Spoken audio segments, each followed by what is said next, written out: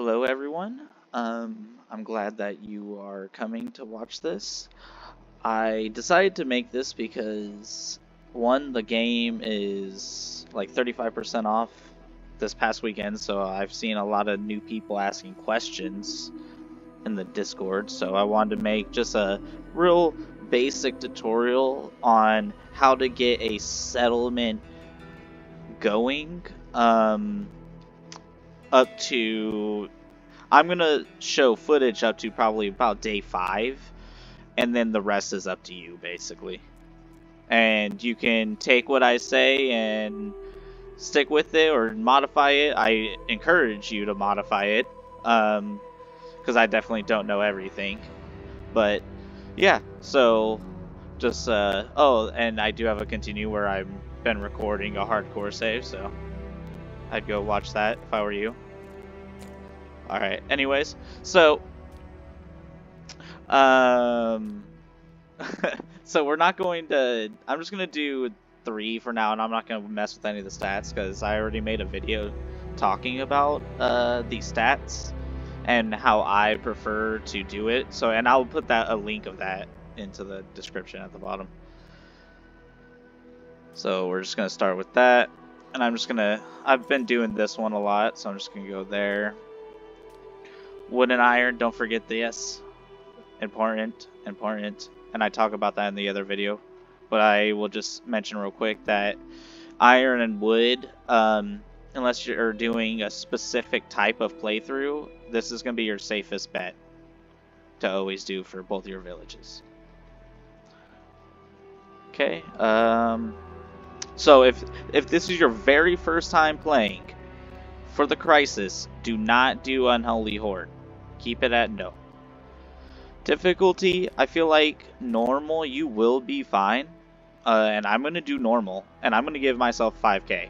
I always do. Once you get used to more to the game, you can go with the base, which is 25. I always just do excess iron because it has to do with the mine. And then all this other stuff is a negative. And besides longevity and no prophecies, which I'm going to do no prophecies. If this is your very first playthrough, click no prophecies, because this prophecy will be what destroys your village. If you are the adventurous type, then then don't click this. Have the prophecies going on. But if you're here just to get a very first playthrough, to get a settlement going, to maybe like raid another settlement or kind of get a vassal or just get a feel for the game and then start another playthrough, yeah. With the scenario, I'm going to start with prisoner. There is an option for no scenario, but I like prisoner because one of your lords will be captured. However, it's pretty easy to get them back, and you get 5 starting warriors and 3 bows, 3 free bows, which I think the caravan sells them for like 50. I'll show you it for sure.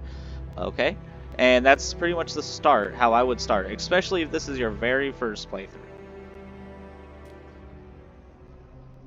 And you could even do peaceful, but with normal. The reason why I feel pretty safe with normal and it's a good starter is because you get protection from the church until your total population gets to 50. And that it includes peasants, warriors, and prisoners. So when you get a collection of 50 for all 3 of them, that's when you will lose the protection of the church, and then people around you may try to annex you, or raid your villages, etc., etc. Okay, so since this is a tutorial, I'm going to just go over the basic stuff. So construction is, I feel like, pretty self-explanatory. If you've ever played any type of city builder type of game, then you will kind of understand the process of this. But so I think it'll be easiest if I just show you the process too. So for production, it's just production type buildings.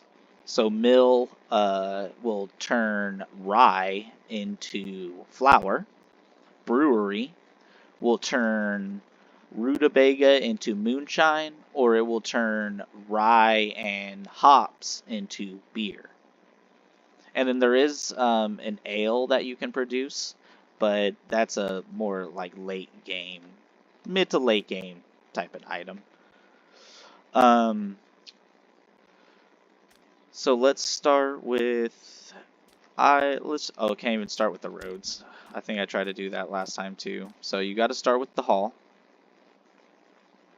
And basically what the hall is kind of, I don't know, it acts as like a gathering place for your lords and when traders come and when visitors come.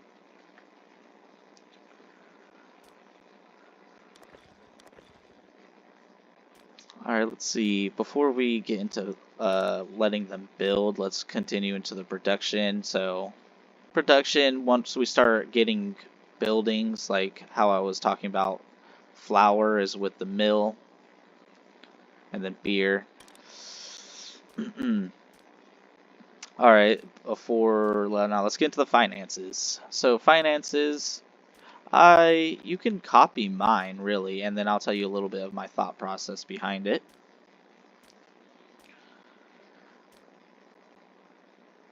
Okay. I think I like this. So, my thought process behind this is that the peasant, the way the AI of the peasant works, is that at the end of the day, they will go to the market to buy food. Oops, excuse me. And the way their AI works is that they will prioritize food. And then to keep them happy, you need to have them have a drink of either beer or moonshine or even flavorful ale, but you wouldn't really even use that for peasants. And so, why I have the flour price at 5 and their wage at 6 is they will buy a flour, and then they will leave it themselves with 1 gold. And then the next day, they will go and they'll buy a flour again, and they'll leave them with 1 gold. And then on the third day where they need to have a drink, that leaves them with 8 gold, but now enough to buy a beer. And so now they can have a beer and have 1 gold. And then the rutabaga and the moonshine, I keep it at 3 and 3 just because they will buy it. And it does give them the option if they do want to have a food and a drink that same day. Okay. And that's pretty much the starting basic information you really need to know for that.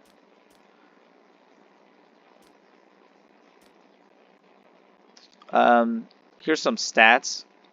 I don't really even look at this stuff, really. You can if you're into this kind of stuff, because it will keep track of a lot of cool stuff. But the real important information for a beginner is this one. Once you start to get into the day 20 plus, you will have to start looking out for the forest you're cutting down, because the more forest you cut down, the less soil fertility you will have. So on normal difficulty, I think you have to get cut down, I don't know, 8, I don't know.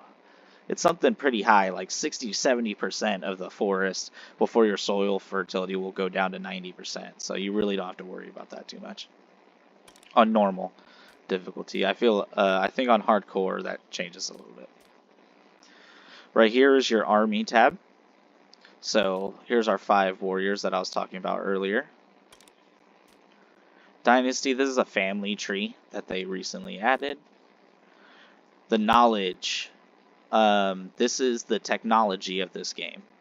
And so you have to have a lord read a book, and then you can use that building or construct that building and use it. That's very important to keep in mind, because if your lord dies, you don't lose the that technology right away, but if no one else learns it, then you will eventually lose it. And if no one knows that technology, you can't use that building.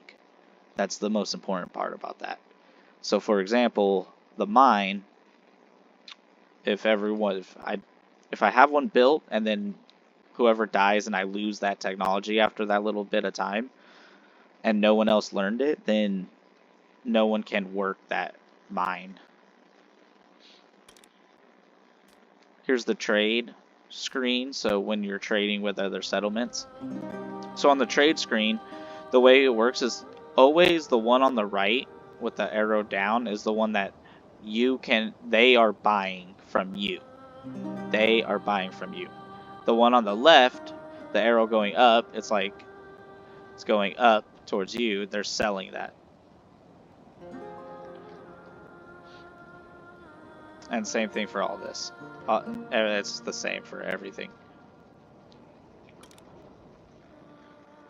Okay, so now let's wait for these guys. I'm going to build this first, and because we have to build this building first before we can build anything else. Yeah, I might have this be like, maybe, I'm going to try and make this maybe 2 30-minute episodes to just, because that's how long it might take 45-ish minutes to get to day 5 to talk about everything.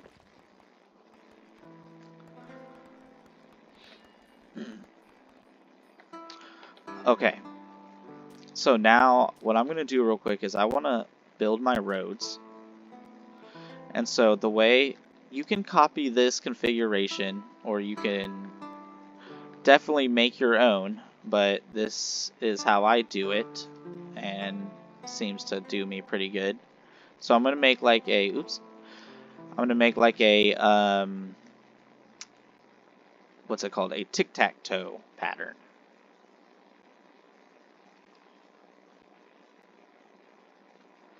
And it will all make more sense eventually.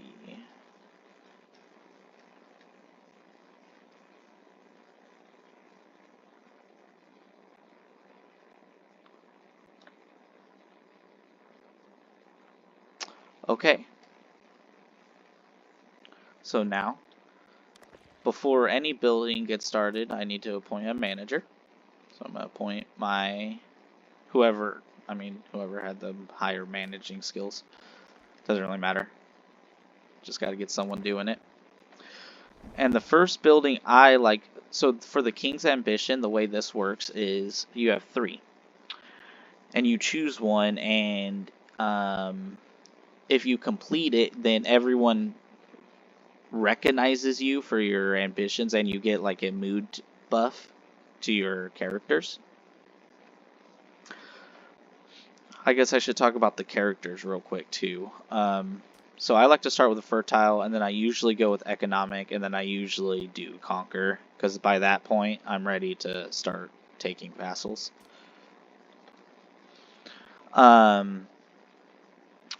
So just to talk about the moods and stuff real quick. So each character can get a plus and a minus. I think I don't know if that's the way Sims works or not, but so that's the way it works. And the more pluses you have, of course, the better the mood, and bad things will start to happen if your mood starts to get too low.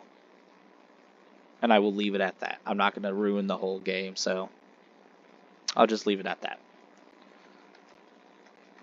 Like I said, at like day 4 or 5, after you guys stop watching me, and it's up to you. If it is a story-driven game, so stuff can go wrong quickly. Alright, so the way I like to start is I like to build a warehouse.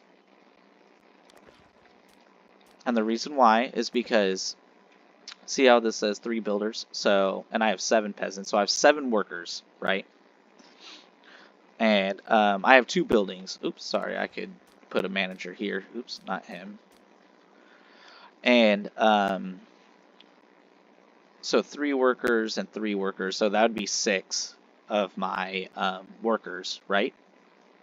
which I'm not going to do that. But so you got to keep that in mind if you want to really make your settlement work well. And it's really not as bad as it sounds. Okay, so let's wait for this to get built.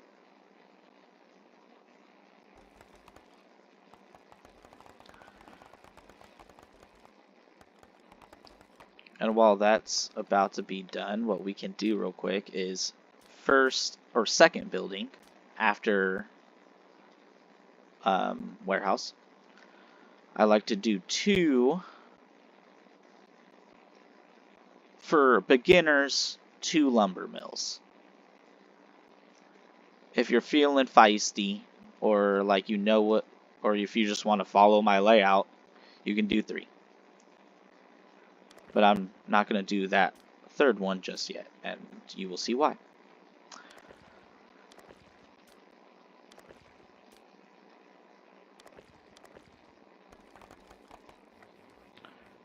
Okay, so now I'm going to appoint a manager, the same guy that's close to it, because you want to manage people in the same area.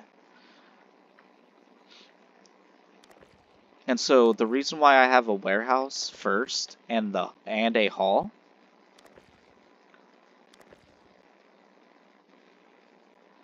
is because I want to do priority on that too. These 2 buildings allows me to build or upgrade 2 separate buildings at the same exact time. Whereas if I did not build the warehouse, I could only build or upgrade 1 building at a time. Okay. I don't know why this only has 1.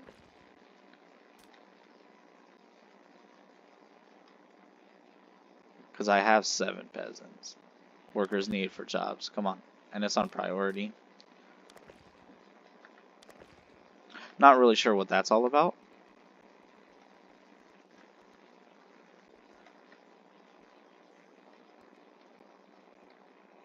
It looks like they're still building, but I'm not really sure why that's happening. So see how now they're building 2 at the same time though. And the reason why I'm doing lumber mills is because wood and iron will be your biggest bottleneck early game. So now I'm just going to upgrade this one straight away and I can start putting a person on it. I mean, I will put a person on it to start just the managing process, but I'm not going to actually have any workers on it quite yet. And I'm going to do the same thing with this one.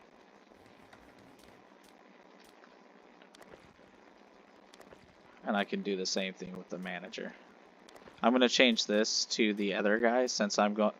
The reason why is because I'm starting to have this guy walk in a lot of different areas. And I want to keep it close and minimized as the best I can. The walking times. That's what I'm talking about, the walking times between each building. So here's the caravan trader. This guy will be your best friend, or sometimes your worst enemy, but most of the time, your best friend. Here he is. Alright, and so with this playthrough, I haven't even talked about getting our person back yet, and so the first things I like to buy, very first time the caravan comes, holy rings, medical salve,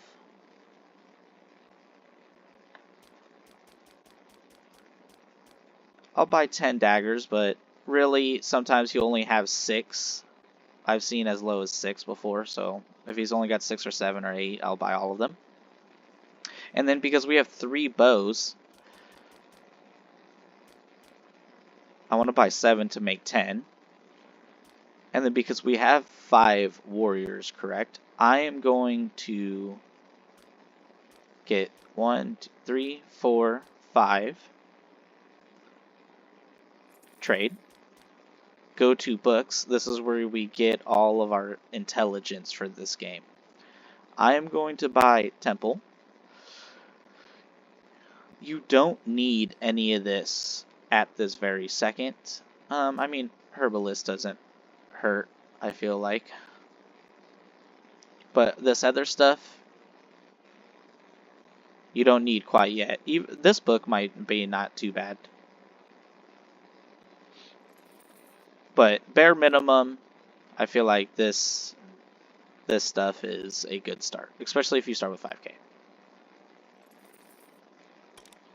Okay, now I'm going to click. I went to my world map. I'm going to bring. Oh, before I send an army, I'm going to conscript all those guys I just got. And I am going to attack. Bring all my warriors. I'm going to keep this armor for when Leva gets back, because then she will automatically go and put that armor on when she gets back. So I'm not going to put that on, because I want it for her. And that'll make more sense here in a bit.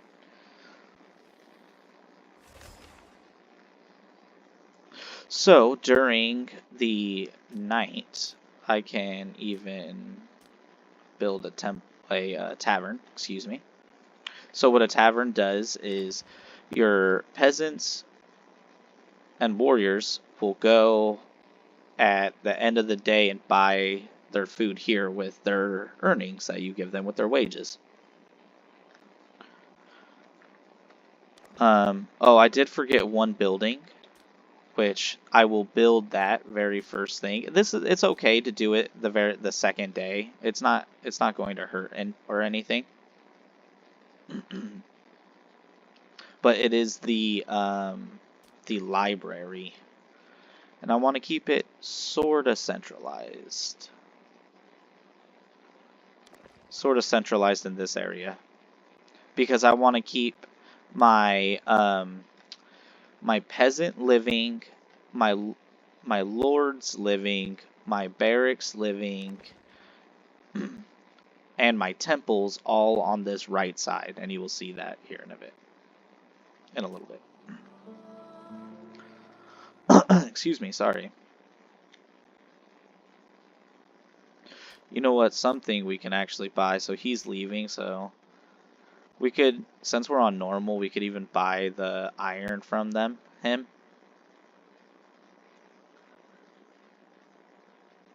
And I think that's good, because you'll see why we will need the iron.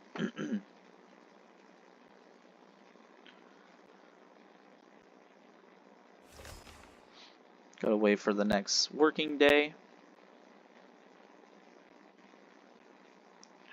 So I'll probably keep these episodes at 30 minutes.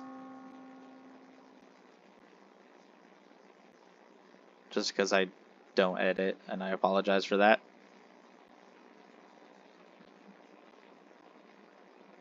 I've only been doing this a week. So, alright.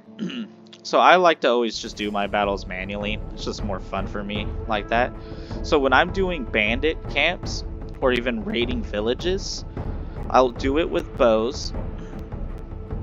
And the reason why I bought bows and daggers is because they will shoot their volleys of arrows, and then they will, if the bandits run up and get close, they will take out their daggers and stab. So for a bandit, you see this tree right here? You're gonna click your guys, you're gonna click like right here. And then let them run up. And then you don't gotta click anything else.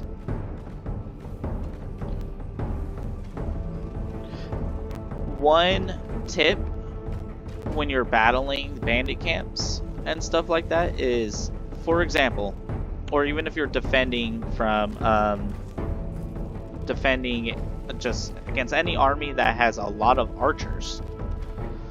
Archers are really good against. So the reason why these guys gave up automatically was because these guys are the guys that I just conscripted. So their bravery in battle is really low.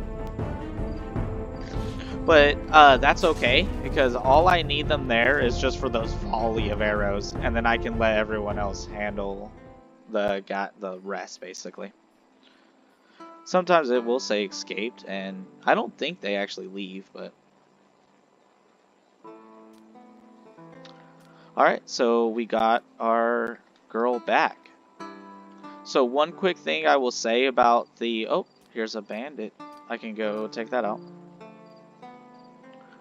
Another forest bandit. So, one thing I will say about the map, I see a lot of questions, are why can't I see these guys? How do I open up the fog of war? And the way the mechanics of the game works is you can only see the people that are your immediate neighbors, or the immediate neighbors of people who are your vassals, or people who you are a part of your alliance, or if you are a vassal to someone else, then that whole, for example, if, say, here's my province, if Ugrad and Vazna are both my vassals, then I would be able to see this territory and this territory. Or even better yet, if I was in alliance with Sophia, or they were my vassal, I would be able to see the territory right here, and right here. Okay?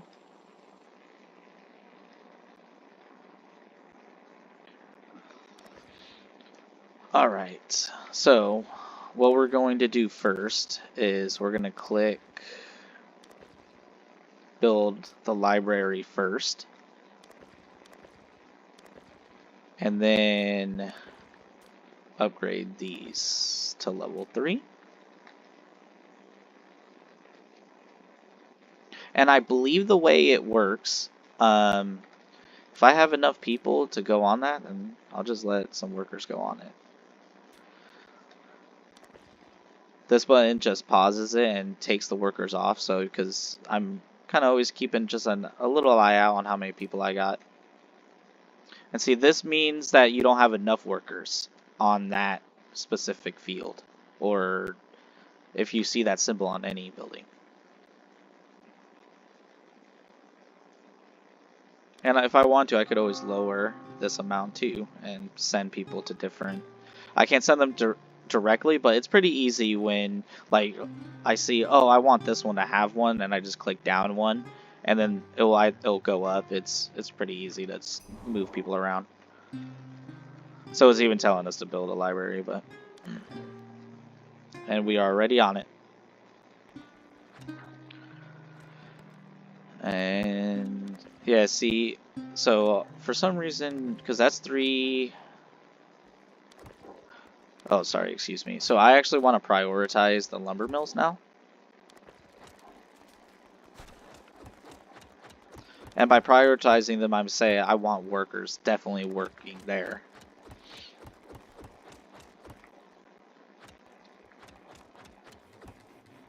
Okay, library is up. So now we want to start... Oh, she came back with Hoppenfield. So at the start of every game, there's a chance, or it's 100% chance, but for a random knowledge for your person to have. It might not be every single knowledge, but a lot of them. So just this time it was Hoppenfield. So most important, rye and field. I would say second most important would be Hoppenfield, but we already have that, so we don't need to do anything. I actually take that back. Temple is number 1. Temple is number 1. I take that back.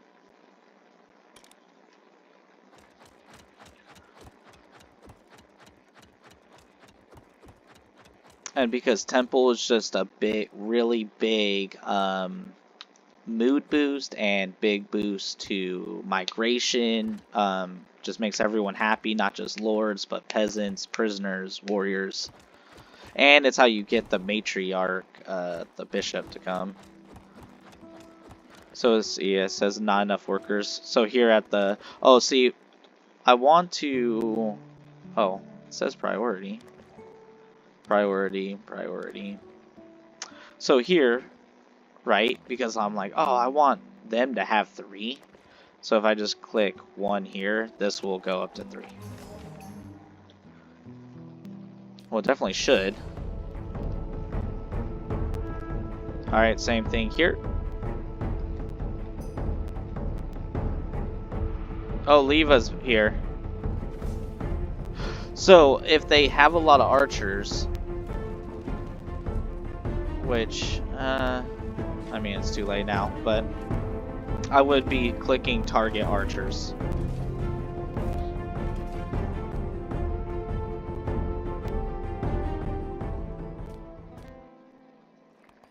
Okay, so that just hit 30 minutes. I'm gonna stop it there. If you want to start your game from here, hey, go for it. If you want to watch a little bit more on the progression, then I'll catch you on the next one.